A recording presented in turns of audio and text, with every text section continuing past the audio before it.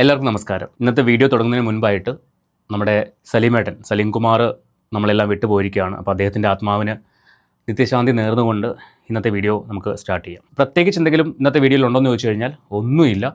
പക്ഷേ നിങ്ങൾ പാരൻസ് അറിഞ്ഞിരിക്കേണ്ട കുറച്ച് കാര്യങ്ങളുണ്ട്. നമ്മുടെ ചുറ്റുപാടും കാണുന്ന കുട്ടികൾ, അവരുടെ മൈൻഡ് സെറ്റ് എന്താണ്, അവർ ഏത് രീതിയിലാണ് റിലേഷൻഷിപ്പിനെ കാണുന്നത് തുടങ്ങിയ കാര്യങ്ങളാണ് ഇന്ന് ഈ ഒരു വീഡിയോ കൂടി നമ്മൾ നോക്കാൻ പോകുന്നത്. കുറച്ച് നാളുകൾക്ക് മുൻപ് നമുക്കറിയാം, ഇൻ്റർവ്യൂകളിലൊക്കെ തിളങ്ങി നിന്ന രണ്ട് താരങ്ങളുണ്ട്, വിഷ്ണുവും അമേയ. കലിപ്പൻ്റെ കാന്താരി എന്ന് പറഞ്ഞിട്ട് ആ ലെവലിലേക്കാണ് അവർ അറിയപ്പെട്ടുകൊണ്ടിരുന്നത്. ഒരു ഇൻ്റർവ്യൂവിൽ ആങ്കർ അമയോട് ചോദിച്ചു, വിഷ്ണു എങ്ങനെയുള്ള ആളായിരിക്കണം എന്നാണ് അമയ ആഗ്രഹിക്കുന്നതെന്ന് ചോദിച്ചു. അമയ കൊടുത്ത മറുപടി എന്ന് പറയുന്നത്, എന്നെ പൊന്നുപോലെ നോക്കണം, ജോലിക്കൊന്നും പോകാതെ വീട്ടിലിരുന്ന് എന്നെ സംരക്ഷിക്കുന്ന ഒരാളായിരിക്കണം എന്നൊക്കെയാണ് പറഞ്ഞിരുന്നത്. പക്ഷേ ഈ പുതുമോടിയൊക്കെ കഴിഞ്ഞപ്പോൾ അങ്ങോട്ട് സെറ്റ് ആവാത്തൊരവസ്ഥ വന്നു. അങ്ങോട്ടും ഇങ്ങോട്ടും ഈ വിഹിത ആരോപണം ഒക്കെ ഉന്നയിച്ചുകൊണ്ട് വിഷ്ണു രംഗത്ത് വന്നു. അപ്പോൾ വിഷ്ണു ആരുടെ പേരിൽ വെച്ചിട്ടാണോ വിഹിതം ആരോപിച്ചത് ആ ആളുമായിട്ട് അമേയ ഒരൊറ്റ പോക്ക്. അത് ആരുടെ കൂടെ? വിഷ്ണുവിൻ്റെ കൂട്ടുകാരൻ്റെ കൂടെ. അതിനുശേഷം കുറച്ച് നാൾ കഴിഞ്ഞപ്പോഴേക്കും, അതായത് വിഷ്ണു സെറ്റാവാതെ വന്നപ്പോഴാണ് വിഷ്ണുവിൻ്റെ കൂട്ടുകാരൻ്റെ കൂടെ അമയ ഒളിച്ചോടുന്നത്. അതിന് അമയ പറഞ്ഞ എന്ന് പറഞ്ഞത്, വിഷ്ണു എന്നെയും അവനെയും വെച്ചിട്ട് ആരോപിച്ചു, ഞങ്ങൾ തമ്മിൽ റിലേഷനിലാണെന്ന് ആരോപിച്ചു, അതുകൊണ്ട് ഞാൻ ഇനി അത് കാണിച്ചു കൊടുക്കാൻ പോവാണ് എന്നൊക്കെ പറഞ്ഞിട്ടാണ് പോകുന്നത്. അത് കഴിഞ്ഞപ്പോൾ കുറച്ച് മാസങ്ങളൊക്കെ കഴിഞ്ഞപ്പോഴേക്കും അമേയ്ക്ക് ഈ വിളിച്ചുകൊണ്ട് പോയവനെയും മടുത്തു. അവൻ ശരിയല്ല. സംഭവിച്ച കാര്യം എന്താണെന്നറിയോ? അമ്മയെ തിരിച്ച് വിഷ്ണുവിൻ്റെ അടുത്തേക്ക് തന്നെ വന്നു എന്നുള്ളതാണ്. നമുക്കത് കാര്യം ചെയ്യാം, നമുക്ക് വീഡിയോസൊക്കെ കണ്ടു തന്നെ സംസാരിക്കാം. ആദ്യം ഇവരുടെ പാസ്റ്റിലേക്ക് പോയിട്ട് വരാം. എപ്പോഴും ഞാൻ പറഞ്ഞൊരു കാര്യമാണ്, നിങ്ങളുടെയൊക്കെ പേഴ്സണൽ ലൈഫാണ്, അതിനെ എന്തിനാണ് വലിച്ച് പബ്ലിക്കിൽ കൊണ്ടിടുന്നത്? നിങ്ങൾ ആരുടെ കൂടെ വേണമെങ്കിലും പൊയ്ക്കോ, ആരോടൊപ്പം വേണമെങ്കിലും ജീവിച്ചോ. പക്ഷേ ഇതൊക്കെ നാട്ടുകാരെ അറിയിച്ചുകൊണ്ട് ചെയ്യുമ്പോൾ അത് ഞങ്ങളെപ്പോലുള്ള ആൾക്കാരെ കുറിച്ച് സംസാരിക്കും. എന്തിനു വേണ്ടി? ഇനി ഒരു കുട്ടിയും ഇങ്ങനെ ചെയ്യാതിരിക്കാൻ വേണ്ടി. ഓക്കെ, ഇതുപോലുള്ള തോന്നിവാസങ്ങൾ ഇവിടെ നടക്കുന്നുണ്ട്, സോ നിങ്ങൾ പോയി ചാടി കൊടുക്കല്ലേ പിള്ളേരെ എന്ന് പറയാൻ വേണ്ടി. അപ്പോൾ കുറേ ചേട്ടന്മാരും ചേച്ചിമാരൊക്കെ വന്ന് പറയും, നിനക്കൊന്നും വേറെ പണിയില്ലേ, നീ നിനക്കൊക്കെ പണിയെടുത്ത് ജീവിച്ചൂടെ എന്നൊക്കെ ചോദിക്കും. അത് അവരുടെ ഫാമിലിയിൽ ആരെങ്കിലുമൊക്കെ ഇതുപോലൊക്കെ ഇറങ്ങി ഓടി പോകുമ്പോഴാണ് ഇതിൻ്റെ വരായിരിക്കും അവർക്ക് മനസ്സിലാകത്തുള്ളൂ. അപ്പോൾ നമുക്ക് എന്തായാലും വിഷ്ണുവിന് പറയാനുള്ള കാര്യം ആദ്യം കേൾക്കാം. പാസ്റ്റ് ആണേ. വിഷ്ണു അമയ്ക്കെതിരെ ആരോപിക്കുന്ന ആരോപണങ്ങൾ, എന്തോ ചാറ്റ് പിടിച്ചെന്നോ അങ്ങനെ കുറേ പരിപാടികൾ നമുക്കത് കേട്ട് നോക്കാം. അവളുടെ കുറച്ച് ചാറ്റും കാര്യങ്ങളും അവളും വേറെ റിലേഷൻ ഉണ്ടായിരുന്നു. അത് വേറെ ആരുമല്ല, എന്റെ കൂട്ടുകാരൻ തന്നെയാണ്. ഞാൻ അവനെ കൂടെ കൊണ്ട് നടന്നവൻ തന്നെയാണ്. അവൻ തന്നെയാണ് എന്നെ ചതിച്ചതും അവളും അവനെ കൂടിയിട്ട്. ഇതിന്റെ കാര്യങ്ങളൊക്കെ എനിക്ക് അറിയുന്നത് കുറച്ച് വൈകിട്ടാണ് കേസ്. എന്റെ പിള്ളേർ പറഞ്ഞാണ് എനിക്ക് അറിയുന്നത്. പിള്ളേരാ? കെട്ടുന്നതിന് മുന്നേ പിള്ളേരായ? പിള്ളേർ മീൻസ് കൂടെ കൊണ്ട് നടക്കുന്ന പിള്ളേർ. ഓക്കെ, പറ. ഞാൻ ഇവിടെ ഒരു ചാറ്റ് പോക്കി ജസ്റ്റ് ഒന്ന് വേണ്ടി ചോദിച്ചോണ്ടിരിക്കുമ്പോൾ ഇവിടെ അങ്ങനെ വഴക്കിട്ടുകൊണ്ട് തമിഴ്നാട്ടിൽ നിന്ന് 2 മണിക്ക് അങ്ങനെ ട്രെയിൻ കയറി ഒറ്റയ്ക്ക് അങ്ങനെ വന്നതാണ്. ആഹാ, കൊച്ചു ഭയങ്കര ധൈര്യശാലി കേട്ടോ. തമിഴ്നാട്ടിൽ 2 മണിക്കൊക്കെ ബസ് കയറി നാട്ടിലോട്ടൊക്കെ വന്നു. എന്തിനു വേണ്ടിയാ? മറ്റവൻ്റെ കൂടെ പോകാൻ വേണ്ടി. എന്തുകൊണ്ട് മറ്റവൻ്റെ കൂടെ പോയി? ആ മറ്റവൻ്റെ പേര് അഭി എന്നാണ് കേട്ടോ, അഭയെന്നാണ്. അവൻ്റെ കൂടെ എന്തുകൊണ്ടാണ് അമ്മയെ പോയത്? അതാണ് ഇനി പറയുന്നത്, കേട്ടോ. ഈ പ്രശ്നം എന്ന് വെച്ചാൽ ഞാനും വിഷ്ണുവായിട്ട് കുറച്ച് പ്രശ്നങ്ങളുണ്ടായിരുന്നു. ഇങ്ങനൊരു ആടെ പേര്. പക്ഷെ അന്ന് മോളെ, കല്യാണം കഴിഞ്ഞു, ഭാര്യയും ഭർത്താവുമ്പോൾ പ്രശ്നങ്ങളുണ്ടാവും. അത് വേറൊരുത്തൻ്റെ പേരിലാവുമ്പോൾ അത് സോൾവ് ചെയ്യേണ്ടത് ആരുടെ റെസ്പോൺസിബിലിറ്റിയാണ്? കുടുംബമായിട്ട് പോകണം എന്ന് ചിന്തിക്കുന്ന ആൾക്കാരുടെ റെസ്പോൺസിബിലിറ്റിയാണ്. അപ്പം നിങ്ങളെ സംബന്ധിച്ച് നിനക്ക് അവനെ മടുത്തപ്പോൾ നീ അവനിൽ നിന്ന് എന്ത് ചെയ്തു? വേറൊരുത്തൻ്റെ കൂടെ പോയി. അത് അവൻ്റെ കൂട്ടുകാരൻ. എന്തിനാ പോയത്? അവൻ നിന്നെ അവനെ വെച്ചിട്ട് വിഹിതം ആരോപിച്ചപ്പോൾ അല്ലേ? ഈ വിഹിതം എന്താണെന്ന് മനസ്സിലാവില്ലല്ലേ? നമ്മളിനി അത് എക്സാക്ട് വേർഡ് പറയുമ്പോഴേക്കും യൂട്യൂബ് പറയും, അവൻ കമ്മ്യൂണിറ്റി ഗൈഡ് ലൈൻ വയലേറ്റ് ചെയ്തെന്ന് പറയും. വേണ്ട, വിഹിതം അത് നല്ലത്. ആരോപിച്ചപ്പോഴേക്കും അവൻ്റെ കൂടെ നീ അങ്ങ് പോയി. അവൻ്റെ ആരോപണമാണോ പ്രശ്നം, അതോ നിനക്ക് അവൻ്റെ കൂടെ പോകണം എന്നുള്ള നിന്റെ ആഗ്രഹമാണോ പ്രശ്നം? ഏതാ മുന്നിട്ട് നിന്നത്? നീ അത് ചെയ്തു, ഓക്കെ, ബാക്കി പറ. അങ്ങനെ ഒന്നും ഇല്ലായിരുന്നു. പിന്നെ ഇവനാണെങ്കിൽ എല്ലാരെ കൊണ്ടും പറഞ്ഞു നടന്ന് ഞാനും അവനും അങ്ങനെ ഒരു കുറച്ച് ബന്ധമുണ്ട്. ഇവിടെയാണ് പ്രശ്നം വരുന്നത്. രണ്ടുപേര് തമ്മിലുള്ള ബന്ധത്തിൽ മൂന്നാമതൊരാൾ കൈ കടത്തിയാൽ അത് വലിയ പ്രശ്നത്തിലേക്ക് പോകും. അല്ലെങ്കിൽ ആ കൈ കടത്തുന്ന ആൾ നമ്മളോട് രണ്ടുപേരോടും ഇഷ്ടമുള്ള ആളായിരിക്കണം. അതല്ലാണ്ട് നിങ്ങൾക്കിടയിൽ വന്നിട്ട് അവനെക്കുറിച്ച് അനാവശ്യം പറഞ്ഞ് നിന്നെ സ്വന്തമാക്കാൻ ശ്രമിക്കുന്ന ഒരുത്തനാണെങ്കിൽ നാളെ വേറൊരുത്തി വരുമ്പോൾ അവൻ അവളുടെ കൂടെ പോവും, ഒരു സംശയം വേണ്ട. ഇവിടെ സംഭവിച്ചെന്താണ്? ഇവർക്കിടയിൽ മൂന്നാമതൊരാൾ വന്നു, ഇവളോട് അവനെക്കുറിച്ച്, അതായത് അമ്മയോട് വിഷ്ണുവിനെക്കുറിച്ച് എന്തൊക്കെയോ വിളിച്ച് പറഞ്ഞു കൊടുത്തു. തിരിച്ച് അവനോടും പറഞ്ഞു കാണും. സ്വാഭാവികമായിട്ടും ഇവർ തമ്മിലൊരു കണക്ഷൻ അവൻ ഫീൽ ചെയ്തു. അവനത് പറഞ്ഞു. ചേച്ചി എന്ത് ചെയ്തു? ചേച്ചി അതങ്ങ് തെളിയിക്കാൻ തീരുമാനിച്ചു. ബാക്കി പറ. അങ്ങനെയുണ്ട് ഇങ്ങനെ ഉണ്ടെന്ന് എന്തോ ഒരു ചുമ്മാ ഇതാക്കിയതാണ്. പക്ഷെ എല്ലാരെ കൊണ്ടും പറഞ്ഞു നടന്നു. ഇനി പറയാൻ പറ്റാത്ത ആരുമില്ല. അന്നത്തെ അവസാനം നീ എനിക്ക് വേണ്ട, അവന്റെ കൂടെ തന്നെ പൊയ്ക്കോ. പിന്നെ അവൻ പറഞ്ഞൊരു വോയിസ് ഉണ്ട്, ഇത് കേട്ടാ നിനക്ക് തന്നെ മനസ്സിലാവും. വോയിസ് ഒന്നും വയ്ക്കാൻ നമുക്ക് താല്പര്യമില്ല. ഇനി ഇങ്ങനെ പറഞ്ഞപ്പോൾ എന്താ സംഭവിച്ചത്? അവൻ പറഞ്ഞു, എൻ്റെ കൂട്ടുകാരനായ അഭയുടെ കൂടെ നീ പൊയ്ക്കോ. ശരി, ഞാനങ്ങ് പോയേക്കാം എന്നും പറഞ്ഞു അമ്മയെ അവൻ്റെ കൂടെ അങ്ങ് പോയി. അതാണ് ഇനി പറയുന്നത്, കേൾക്കാം. എന്നെ കൊണ്ട് അറിയാതെ അപ്പൊ തന്നെ പറയും എന്നെ അത്ര ഇഷ്ടമുണ്ട്. എന്നെ ഇതൊക്കെ വലിച്ചിട്ടാണ് അവൻ ഇങ്ങനത്തെ സംശയരോഗമൊക്കെ കാണിച്ചത്. അവന് നേരെയുള്ള ആരോപണം എന്ന് പറയുന്നത് അവൻ ആയിരുന്നു, പിന്നെ അവൻ മറ്റേ അടിപിടിക്കൊക്കെ പോകുന്ന വിധത്തിലാണ് എന്നൊക്കെയാണ് അമ്മയെ അന്ന് ആരോപിച്ചിരുന്നത്. അന്നവൻ ഭയങ്കര മോശമായിരുന്നു എന്നാണ് പറയുന്നത്. അത് കെട്ടിയതിന് ശേഷം, കെട്ടുന്നതിന് മുമ്പ് കലിപ്പൻ്റെ കാന്താരി എൻ്റെ പൊന്നു, എനിക്ക് വിഷ്ണു ചേട്ടനില്ലാണ്ട് ജീവിക്കാൻ പറ്റത്തില്ല, വിഷ്ണു ചേട്ടൻ എന്നെ പൊന്നു പോലെയാണ് നോക്കുന്നത് എന്നൊക്കെയായിരുന്നു പറഞ്ഞിരുന്നത്.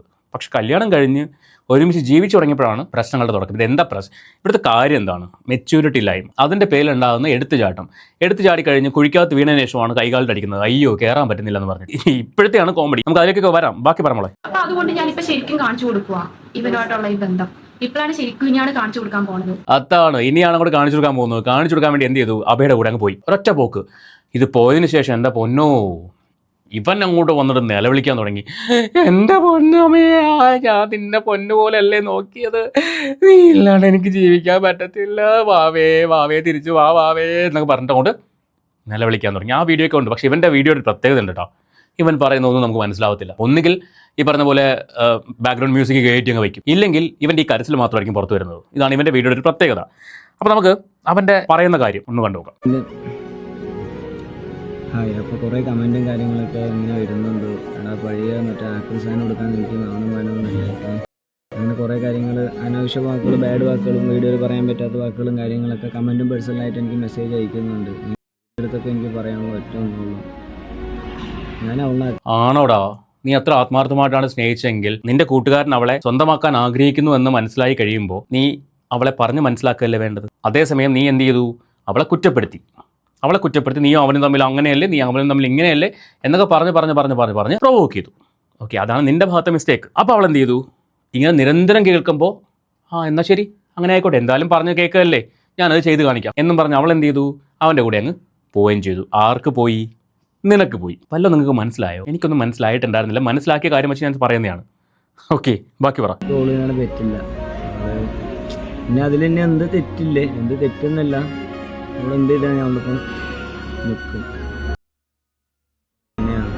കാരണം സ്നേഹത്തിൻ്റെ വില സ്നേഹിച്ചവർക്ക് മനസ്സിലാവുള്ളൂ അല്ലേ? തീർച്ചയായിട്ടും. എന്താ പറയാ, എന്തെങ്കിലും അവൾ എൻ്റെ ഒപ്പം നല്ല രീതിയിൽ നിൽക്കുന്ന എനിക്ക് നല്ലൊരു ഉറപ്പുണ്ട്. ഇല്ലാന്ന് ഞാൻ പറയുന്നില്ല. എന്തോ ഒരു ചെറിയൊരു തെറ്റിദ്ധാരണ അവൾക്ക് തോന്നി. എന്നെ വേണ്ടത് അറിയാലോ, വേണ്ടത് പറഞ്ഞുണ്ടാക്കാൻ ഇല്ലാത്ത ആൾക്കാരൊന്നുമല്ല, ഇഷ്ടംപോലെ ആൾക്കാരുണ്ട്. അവൾ പറഞ്ഞത് നീ പറഞ്ഞുണ്ടാക്കിയെന്നല്ലേ പറയുന്നത്? അവളെക്കുറിച്ച് അനാവശ്യം പറഞ്ഞുണ്ടാക്കി മറ്റവനെ ചേർത്തിട്ട് എന്നെ പറഞ്ഞത്. അത് നാട്ടുകാരല്ലല്ലോ.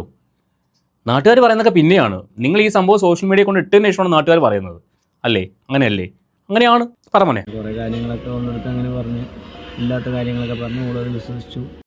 അതിനെ കുറച്ച് ഇതായിരുന്നുള്ളൂ. പക്ഷെ ഇത് പോയിട്ട് തിരിച്ച് വന്നിട്ടുള്ളതാട്ടോ. അതായത് കലിപ്പൻ കാന്താരിയെ സ്വീകരിച്ചതിന് ശേഷമുള്ളതാണ്. ഓക്കെ, ഞാൻ നിങ്ങളോടൊന്ന് ചോദിക്കുകയാണെ, നിങ്ങളുടെ ഭാര്യ നിങ്ങളോട് ഇഷ്ടക്കേട് തോന്നിയിട്ട് അവൾ വേറൊരുത്തൻ്റെ കൂടെ പോയി, കുറച്ച് നാൾ അവൻ്റെ കൂടെ ജീവിച്ചിട്ട് തിരിച്ച് വരുമ്പോൾ നിങ്ങൾ സ്വീകരിക്കൂ? ആണുങ്ങളോടാണ് ചോദ്യം. ഇനി തിരിച്ച് നിങ്ങളുടെ ഭർത്താവ് നിങ്ങളെ വിട്ടിട്ട് വേറൊരുത്തരുടെ കൂടെ കുറേ നാൾ അടിച്ചു കറങ്ങി നടന്ന് ജീവിച്ചിട്ട് ഒരു 3-4 മാസം കഴിഞ്ഞപ്പോൾ തിരിച്ചു വരികയാണ്. എൻ്റെ പൊന്നടിയെ എന്നെ ഒന്ന് സ്വീകരിക്കുമെന്ന് ചോദിച്ചിട്ട് നിങ്ങൾ സ്വീകരിക്കുമോ? എൻ്റെ വീഡിയോ കാണുന്ന ലേഡീസിനോടാണ് എൻ്റെ ചോദ്യം. അപ്പോൾ രണ്ടുപേരുടെയും ചോദ്യമായ ഉത്തരം നിങ്ങൾ കമൻറ്റ് ബോക്സിൽ എഴുതിയിടുക. ഓക്കെ, അവിടെ സ്വീകരിക്കുകയാണെങ്കിൽ ഈ ദിവ്യ പ്രണയം, ആത്മാർത്ഥ പ്രണയം എന്നൊക്കെ പറയുമ്പോൾ ഇത് രണ്ടുപേർക്കും വേണമല്ലോ, ഒരാൾക്ക് മാത്രം ഉണ്ടായിട്ട് കാര്യമില്ല. അപ്പോൾ ഒരാൾ മറ്റേ ആളെ മടുത്തിട്ടാണ് വേറൊരുത്തനോടെ പോകുന്നത്. ആ പോയിട്ട് അവനെ മടുക്കുമ്പോൾ തിരിച്ച് ഇവിടേക്ക് വരുമ്പോൾ എന്തോന്ന് ദിവ്യ പ്രണയമാണെന്ന് എനിക്കറിയത്തില്ല, എനിക്ക് പറ്റത്തില്ല. ഓക്കെ, ഇത് എൻ്റെ കാര്യമാണ്, എൻ്റെ വ്യക്തിപരമായിട്ടുള്ള കാര്യമാണ്. ബാക്കി പറഞ്ഞേ. അവിടെ അവനൊക്കെ വിശ്വസിക്കണമെന്ന് എന്നെ ജസ്റ്റ് ഒന്ന് ആലോചിച്ചാൽ മതിയായിരുന്നു. അവനെയൊക്കെ വിശ്വസിക്കുന്നതിന് മുമ്പ് എന്നെ ഒന്ന് ആലോചിച്ചാൽ മതിയായിരുന്നു. നീ പറഞ്ഞാണ് അവനിലേക്ക് പോയെന്നാണ് അവൾ പറയുന്നത്. അമ്മേ, ശരി പറ. ഇവൻ്റെ പ്രശ്നം ഇതാണ്, ബീജം അങ്ങ് കയറ്റി വയ്ക്കും, പറയുന്ന ഒരു വണ്ണാങ്കട്ടെ മനസ്സിലാവത്തില്ല. ശരി, ഇനി നമുക്കേ ഈ അമ്മയെക്കുട്ടി ഇപ്പം തിരിച്ച് വന്നതിന് ശേഷം ഒരു വീഡിയോ ചെയ്തിട്ടുണ്ടായിരുന്നു, അത് കണ്ടുപോകാം. അമ്മയ്ക്ക് ഇപ്പോൾ അഭയെ പോരാ, അഭയെ കൊള്ളത്തില്ല, വിഷ്ണു കൊള്ളില്ല എന്ന് പറഞ്ഞിട്ടാണ് അഭയുടെ കൂടെ പോയത്. അവനെ മടുത്തപ്പോഴേക്കും അവൻ കൊള്ളത്തില്ല, നേരെ തിരിച്ചിവിടെ വന്നു. ഇതിങ്ങനെ ഇക്കരെ നിൽക്കുമ്പോൾ അക്കരെ നിൽക്കുമ്പോൾ ഇക്കരെ പച്ച. ഇതാണ് ജനുസ്. ഓക്കെ, ഞാൻ പറഞ്ഞു വന്നത് ഇന്നത്തെ കുട്ടികളുടെ ചിന്താഗതി എല്ലാവരും അല്ല കേട്ടോ, ഇതുപോലെ ചിന്തിക്കുന്ന പിള്ളേർ. അവർക്കൊന്ന് ചിരിച്ച് കാണിക്കുമ്പോഴേക്കും അവൻ നല്ലവനാട്ടോ എന്ന് പറഞ്ഞ് അങ്ങോട്ട് പോകും. ജീവിച്ചു തുടങ്ങിയിട്ട് കഷ്ടപ്പാടിലൂടെ പോകുമ്പോഴേക്കും ചിന്തിക്കും, ഓഫ് വേണ്ടായിരുന്നു, നേരെ തിരിച്ച് വേറൊരാളെ തപ്പി അങ്ങോട്ട് പോകും. അവിടെ എത്തുമ്പോഴേക്കും അവൻ നോക്കുന്നത് എന്താണ്? ഇവിടെ ഒരുത്തൻ കെട്ടിയവനുണ്ട്, അപ്പോൾ ഇനി ഇവളെയും കൊണ്ട് പോയാലും പ്രശ്നമൊന്നുമില്ല, മനസ്സിലായോ? അവൻ്റെ ഉദ്ദേശം വേറെയാണ്.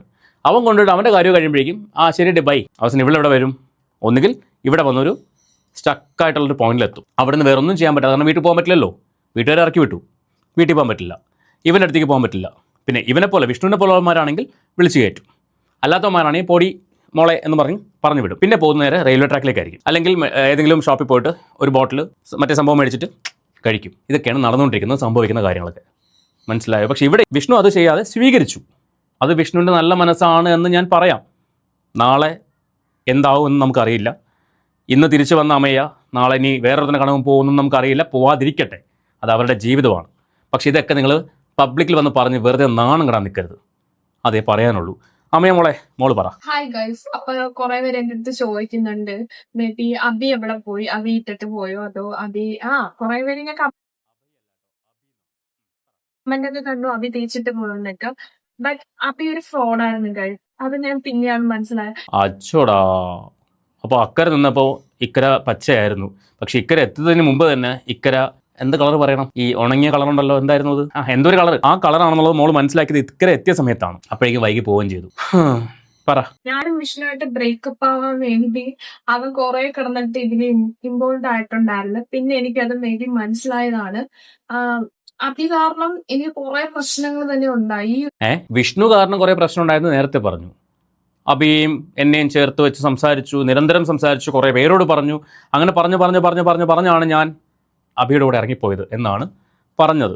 എപ്പോഴാ? രാത്രി 2 മണിക്ക് തമിഴ്നാട്ടിൽ. ഇപ്പം പറയുന്നു അബി കാരണം എനിക്ക് ഒരുപാട് പ്രശ്നങ്ങളുണ്ടായി, അങ്ങനെയാണ് ഇങ്ങനെയാണ് മറ്റതാണ് മറിച്ചതാണ്. ശരിക്കും ഇവിടെ പ്രശ്നം ആരാണ്? അതാണ് ഒരു ചോദ്യത്തിനാണ് നിൽക്കുന്നത്. അബിയാണോ, വിഷ്ണുവാണോ, അമ്മയാണോ? എനിക്ക് തോന്നുന്നു വിഷ്ണു ഇതിനകത്ത് കുറച്ച് ജെന്യൂൻ ആണെന്ന് തോന്നുന്നുണ്ട്. അവൻ സ്നേഹിച്ചത് ആത്മാർത്ഥമായിട്ടാണെന്ന് തോന്നുന്നുണ്ട്. അതുകൊണ്ടാണ് തിരിച്ചു വന്നപ്പോഴും അവൻ സ്വീകരിക്കാൻ തയ്യാറായത്. വേറെ ആരെങ്കിലാണെങ്കിൽ ചിലപ്പം പറ്റത്തില്ല എന്ന് പറഞ്ഞു വിട്ടേനെ ചെയ്യുമായിരുന്നു. പക്ഷെ അവൻ സ്വീകരിച്ചു. അത് അവൻ്റെ നല്ല മനസ്സുകൊണ്ടായിരിക്കാം, നമുക്കറിയില്ല. ബാക്കി പറ. ഒരു പ്രശ്നത്തിൽ വിഷ്ണുവിനെ പറ്റി കുറെ പറഞ്ഞു തന്ന് ഞാൻ അതെല്ലാം വിശ്വസിച്ചു. അല്ല മോളെ, നീ ആദ്യം സ്നേഹിച്ചത് വിഷ്ണുവിനെ അല്ലേ? അപ്പോൾ അവനെക്കുറിച്ച് വേറൊരുത്തരും വന്നിട്ട് നിന്നോട് മോശമായിട്ട് സംസാരിക്കുമ്പോൾ നീ അത് ആദ്യം ചോദിക്കേണ്ടത് അവനോടല്ലേ? അതിപ്പോൾ സൗഹൃദങ്ങളിലാണെങ്കിലും പ്രണയബന്ധങ്ങളിലാണെങ്കിലും സ്നേഹിക്കുന്ന ഒരാളെക്കുറിച്ച് വേറൊരാൾ വന്നിട്ട് നിന്റെ കാമുകൻ അല്ലെങ്കിൽ നിന്റെ കാമുകി ഇങ്ങനെ ആട്ടോ, അവൻ്റെ സ്വഭാവം ശരിയില്ലാട്ടോ എന്ന് പറയുമ്പോൾ നീ അത് ആദ്യം ചോദിക്കേണ്ടത്, തുറന്ന് ചോദിക്കേണ്ടത്. മനസ്സിൽ വെച്ച് മറ്റേ ഇൻഡയറക്റ്റായിട്ട് കുത്തുകയല്ല വേണ്ടത്. തുറന്ന് ചോദിക്കേണ്ടത് അവനോടാണ്. ഇന്ന ആൾ നിന്നെക്കുറിച്ച് ഇങ്ങനെ പറയുന്നുണ്ട്, എന്തെങ്കിലും സത്യമുണ്ടോ? ഞാൻ വിശ്വസിച്ചിട്ടില്ല, പക്ഷേ എനിക്ക് നിന്റെ നാവിൽ നിന്ന് അറിയണമെന്ന് ആഗ്രഹമുണ്ട് എന്ന് വളരെ മാന്യമായിട്ട് ചോദിച്ചാൽ അവനത് തുറന്ന് പറയാം. അവന് നിന്നോട് ആത്മാർത്ഥമായിട്ടുള്ള സ്നേഹമാണെങ്കിൽ, അവൻ എന്തെങ്കിലും ചെയ്തിട്ടുണ്ടെങ്കിൽ അവനത് തുറന്ന് സമ്മതിക്കും. നിങ്ങൾ തമ്മിൽ സംസാരിച്ച് കഴിഞ്ഞാൽ അത് തീരുമാനിക്കുന്നു. പക്ഷേ നീ അവിടെ എന്ത് ചെയ്തു? അബി വന്ന് വിഷ്ണുവിനെ കുറിച്ച് പറഞ്ഞ കാര്യങ്ങളെ നീ അങ്ങ് തൊടാതെ വിഴുങ്ങി. അവനങ്ങനെ പറയുന്നു, അവനിങ്ങനെ പറയുന്നു, അവൻ അങ്ങനെ ചേർത്ത് പറയുന്നു, ഇങ്ങനെ ചേർത്ത് പറയുന്നു പറഞ്ഞിട്ട് ആരോപിച്ചിട്ട് നീ ഇവൻ്റെ കൂടെ അങ്ങ് പോയി. ബാക്കി പറ. കുറെ കാര്യങ്ങളൊക്കെ പറഞ്ഞു തന്നു, പക്ഷെ എനിക്കത് അറിയില്ലായിരുന്നു. പിന്നെയാണ് കുറെ കാര്യങ്ങളൊക്കെ ഞാൻ അറിഞ്ഞതും. പിന്നെ നിങ്ങളൊക്കെ വിചാരിക്കുന്നുണ്ടാവുമല്ലോ, അന്ന് ഇവൻ കാരണം ഞാനും വിഷ്ണുവിന്റെ ബ്രേക്കപ്പിന്റെ ഒരു സിറ്റുവേഷൻ എത്തി. പക്ഷെ അന്ന് ബ്രേക്കപ്പ് ആയിരുന്നു, പക്ഷെ ഇന്ന് ബ്രേക്കപ്പ് അല്ല. ഞങ്ങൾ വീണ്ടും ഒന്നായിരിക്കുന്നു ഗൈസ്. കയ്യടിക്കൂ, ആഹ്ലാദിക്കൂ, അർമാദിക്കൂ. അവർ ഒന്നിച്ചിരിക്കുന്നു. കലിപ്പനും കാന്താരിയും ഒടുവിൽ ഒന്നായിരിക്കുന്നു. ഒടുവിലല്ല, വീണ്ടും ഒന്നായിരിക്കുന്നു. നാട്ടുകാർക്ക് എന്താ, നിങ്ങൾ ഒന്നാവുകയോ നിങ്ങൾ ബ്രേക്കപ്പ് ആവുകയോ? പക്ഷേ നിങ്ങളിത് വീഡിയോ ചെയ്യുമ്പോൾ ഇപ്പോഴല്ല കേട്ടോ. എനിക്ക് പറയാനുള്ള ഈ ഇവരെയൊക്കെ വെച്ച് ഇൻ്റർവ്യൂ ചെയ്യുന്ന ഓൺലൈൻ മീഡിയാസിനോടാണ്. ഒരുത്തൻ ഒരു പെണ്ണിനെ വിളിച്ചുകൊണ്ട് ഇറങ്ങി പോയി കഴിഞ്ഞാൽ, അതൊരു വാർത്തയായി കഴിഞ്ഞാൽ ഉടനെ വിളിച്ചു വരുത്തും. വന്ന് ഇരി ചോദിക്കട്ടെ എന്നും പറഞ്ഞ് വിളിച്ചെടുത്ത് സംസാരിക്കും. ഇപ്പോൾ കഴിഞ്ഞ ദിവസം എന്തോ ടിൻഡർ വഴി പരിചയപ്പെട്ടെന്ന് പറഞ്ഞിട്ടൊരു വീഡിയോ ഇറങ്ങിയിട്ടുണ്ടായിരുന്നല്ലോ. ആ ചെക്കനെ യൂസ് ചെയ്യുന്ന പോലെ അത് മേടിപ്പിച്ച് ഇത് മേടിപ്പിച്ച് അങ്ങനെ ചെയ്യുന്നൊരു പരിപാടി, ഒരു വീഡിയോ ഇറങ്ങിയിട്ടുണ്ടായിരുന്നു. കുറേ പേര് റിയാക്ട് ചെയ്തു. ആ പെണ്ണിനെയും ചെക്കനെ വിളിച്ചിരുത്തിയിട്ട് ഇൻ്റർവ്യൂ എടുക്കുന്നു. കഴിഞ്ഞ ദിവസം ഒരു ചാനലിൽ വന്നിട്ടുണ്ട്. അവർ തമ്മിൽ ശരിക്കും കപ്പിൾസാണ്. കോണ്ടന്റിന് വേണ്ടി ചെയ്ത പരിപാടി. അതായത് സ്വന്തം ഫോളോവേഴ്സിനെ പറ്റിച്ചുകൊണ്ട് റീച്ച് ഉണ്ടാക്കുക, അത്രേ ഉള്ളൂ. അവരെയൊക്കെ ഫോളോ ചെയ്ത് നിൽക്കുന്ന ഫോളോവേഴ്സ് പൊട്ടന്മാർ അല്ല, അവരെ പൊട്ടന്മാരാക്കിക്കൊണ്ട് ഇവർ കാണിക്കുന്ന കുറേ അഭിപ്രായങ്ങൾ. ഡേറ്റിങ്ങിന് മാർക്കിട്ട് പോവുക. അപ്പനമ്മയൊന്നും ഇല്ലെന്തോ എനിക്കറിയില്ല. അല്ല, ചെക്കൻ പറഞ്ഞില്ല, ഞാൻ എൻ്റെ വീട്ടിൽ പോയപ്പോൾ അമ്മ ചോദിച്ചു, പക്ഷെ ഞാൻ അമ്മയോട് പറഞ്ഞു, അമ്മ ജസ്റ്റ് കോണ്ടന്റ് എന്ന് പറഞ്ഞു. അമ്മ ഓക്കെ പറഞ്ഞു. പക്ഷേ പറ്റിച്ചതാരാണ്? ഇവരെയൊക്കെ സബ്സ്ക്രൈബ് ചെയ്തും ഫോളോ ചെയ്ത് നിൽക്കുന്ന ആൾക്കാർ. ഓക്കെ, അപ്പോൾ അമ്മയെ മോളെ പറ. പിന്നെ ഈ ഞങ്ങളുടെ റിലേഷൻഷിപ്പിലോട്ട് ഈ അബി എന്ന് പറഞ്ഞവൻ വന്നപ്പോ തൊട്ടാണ് ഇങ്ങനെ കുറെ പ്രശ്നങ്ങൾ ഉണ്ടായത്. ആണോ? പക്ഷെ വന്നപ്പോഴൊന്നും മോൾക്കത് മനസ്സിലായിട്ടില്ല അല്ലേ? ഞാൻ പറഞ്ഞു വന്ന കാര്യം, ഞാൻ എന്തുകൊണ്ട് ഈ വിഷയം എടുത്ത് സംസാരിക്കുന്നു, ഞാൻ പറഞ്ഞല്ലോ, ഇന്നത്തെ തലമുറ ഇവരെ പോലുള്ള ആൾക്കാർ ഈ പ്രായപൂർത്തിയാവുന്നതിന് മുമ്പേ കല്യാണം കഴിക്കുക, അല്ലെങ്കിൽ 18 വയസ്സ് തികഞ്ഞ അടുത്ത ദിവസം പോയി കല്യാണം കഴിക്കുക, അങ്ങനെയൊക്കെ ചെയ്തിട്ട് നേരെ വന്നൊരു യൂട്യൂബ് ചാനൽ സ്റ്റാർട്ട് ചെയ്യും, അല്ലെങ്കിൽ ഒരു ഇൻസ്റ്റാഗ്രാം പ്രൊഫൈൽ സ്റ്റാർട്ട് ചെയ്യും. ഞങ്ങളിതേ കല്യാണം കഴിച്ചു, ഞങ്ങളങ്ങ് ജീവിക്കാൻ പോകണമെന്ന് പറഞ്ഞ് ഒരു ട്രെൻഡ് ഉണ്ടാക്കുമ്പോൾ ഇത് കണ്ട് വളരുന്ന കുറേ പിള്ളേരുണ്ട്. ഇവർ നോക്കുമ്പോൾ എന്താണ്, എന്താ ലൈഫ്, സോഷ്യൽ മീഡിയയിൽ ട്രെൻഡിങ് ആയിട്ട് കയറി പോയിക്കൊണ്ടിരിക്കുന്നു, ഒരു ഹാഷ് ബുഷ് ലൈഫായിരിക്കും ഇങ്ങനെയൊക്കെ പോയി കഴിഞ്ഞാൽ എന്ന് ചിന്തിച്ചിട്ട് അവരും ഇത് അഡാപ്റ്റ് ചെയ്യാൻ സാധ്യതയുണ്ട്. കാര്യം വീട്ടിൽ പാരൻസിൻ്റെ സപ്പോർട്ട് കിട്ടാതെ അല്ലെങ്കിൽ പാരൻസിൻ്റെ കെയർ കിട്ടാതെ ജീവിക്കുന്ന പിള്ളേരുണ്ട്. അവരാണ് പെട്ടെന്ന് ഇത്തരം പരിപാടികളിലേക്ക് ചാടിപ്പോകുന്നത്. അവരാഗ്രഹിക്കുന്ന കുറേ ഫാൻറ്റസി ലൈഫായിരിക്കും ഇവർ കാണിച്ചു കൂട്ടുന്നത്. ഇത് കണ്ട് അട്രാക്റ്റഡ് ആയിട്ട് അവരെന്ത് ചെയ്യും, നേരെ അതിലേക്ക് ചാടും. എവനെയൊരുത്തനെ കണ്ടുപിടിക്കുന്നു, അവൻ്റെ കൂടെ അങ്ങ് പോകുന്നു. നേരെ ഒരു ചാനൽ തുടങ്ങുന്നു, ഞങ്ങളുടെ പ്രണയ സ്റ്റോറി ഇതാണ്, ഞങ്ങളുടെ ലവ് സ്റ്റോറി ഇതാണ് എന്ന് പറഞ്ഞ് വന്നിട്ട് സംസാരിക്കുന്നു. ഒരു 6 മാസം കഴിയുമ്പോഴേക്കും ഞങ്ങളുടെ ബ്രേക്കപ്പ് സ്റ്റോറി ഇതാണ് എന്ന് പറഞ്ഞ് രണ്ടുപേരും 2 ചാനലാവും. ഇതൊക്കെയാണ് നമ്മുടെ നാട്ടിൽ നടക്കുന്നത്. ഓക്കെ, അപ്പോൾ പ്രണയിക്കുന്നതോ സെപ്പറേറ്റഡ് ആവുന്നോ ഇതൊന്നും തെറ്റൊന്നും ഞാൻ പറയുന്നില്ല.